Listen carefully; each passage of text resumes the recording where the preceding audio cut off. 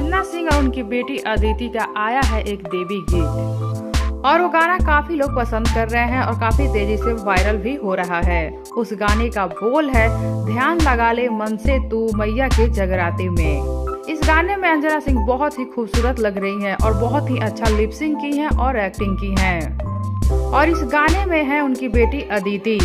इस गाने में अदिति दुर्गा माँ बनी हैं और वो काफी प्यारी लग रही हैं। इस गाने को लोग बहुत ही पसंद कर रहे हैं और बहुत ही भर भर कर प्यार दे रहे हैं। ये गाना बहुत बढ़िया है भी। इस गाने में अंजना सिंह रैपिंग की हैं और बहुत ही अच्छा रैप की हैं। इस गाने का ऑडियो और वीडियो दोनों आ चुका है और इस नवरात्रि में इस गाने को खूब सुना जा रहा है। अगर आप सब इस गाने को सुन लिए हैं तो नीचे कमेंट बॉक्स में जरूर बताइएगा कि आप सबको ये गाना कैसा लगा है। साथ ही वीडियो को लाइक कर लीजिए, चैनल को सब्सक्राइब कर लीजिए। वीडियो पसंद आया हो तो इसे ज़्यादा से ज़्यादा शेयर कीजिए।